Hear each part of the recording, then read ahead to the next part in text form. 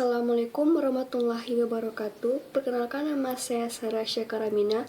Saya dari Prodi D3 Keperawatan Pangkal Pinang. Di sini saya akan menjelaskan mengenai proses perkemihan dimulai dari pembentukan urin sampai urin keluar, dan juga macam-macam kateter dan kondisi apa saja yang kita haruskan menggunakan kateter. Akan menjelaskan apa yang maksud dengan kateter. Kateter itu adalah sejenis alat untuk memasukkan atau mengeluarkan cairan yang berupa urin yang terbuat dari karet atau plastik atau silikon dan bertujuan untuk membuahkan urin. Biasanya kateter ini dimasukkan ke dalam uretra atau kandung kemih seseorang. Setiap hari manusia dapat melakukan ekskresi atau pembuangan zat-zat sisa metabolisme. Salah satunya pengeluaran urin.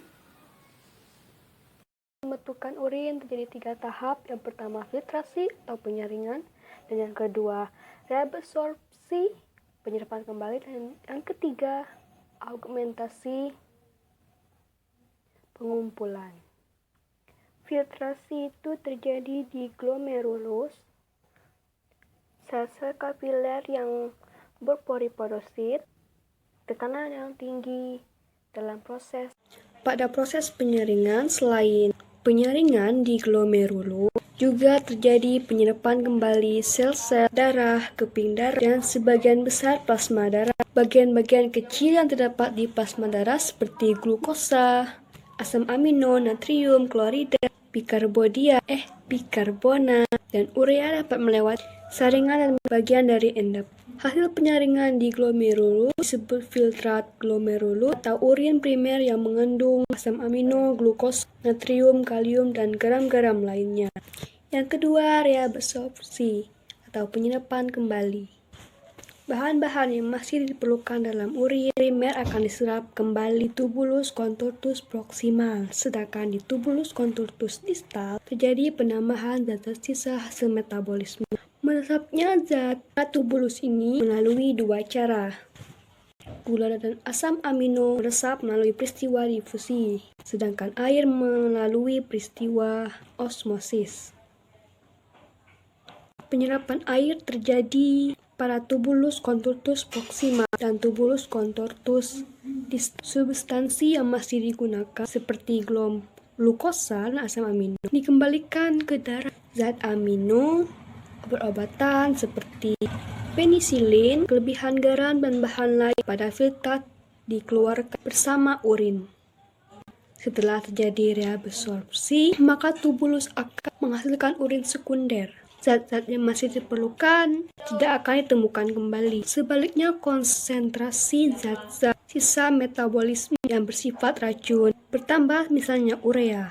Dan yang ketiga, tahap terakhir, augmentasi, yang artinya pengumpulan. Augmentasi ini adalah proses pengeluaran zat-zat sisa hasil metabolisme yang tidak diperlukan oleh tubuh dalam bentuk urin.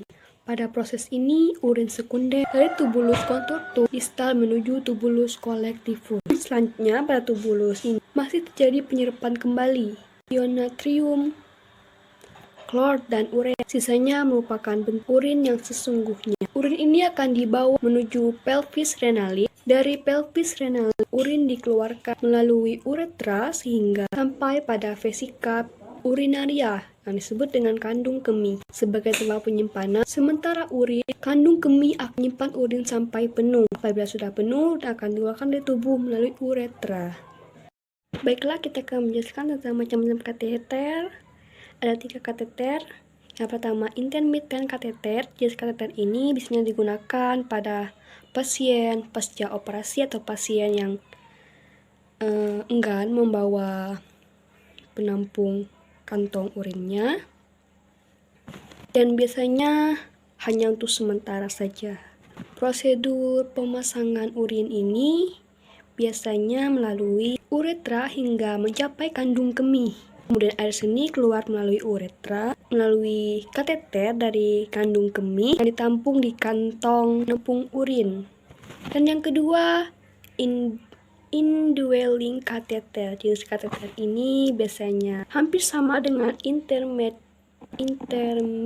kateter yang menunjukkan untuk pemakaiannya hanya sementara. Hanya saja kateter ini dilengkapi dengan balon kecil yang bertujuan untuk mencegah kateter bergeser dari keluar tubuh.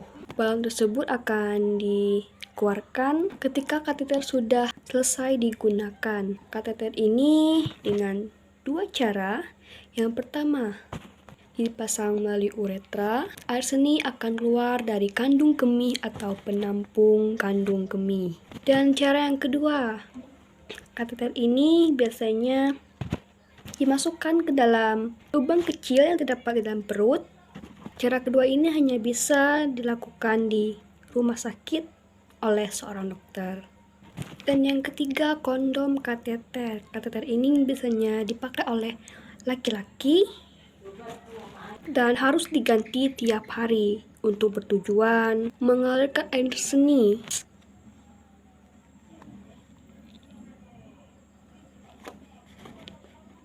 Kateter ini umumnya aman digunakan. Meski begitu, ada hal yang penting harus diperhatikan dalam penggunaan kateter ini, yaitu kebersihan.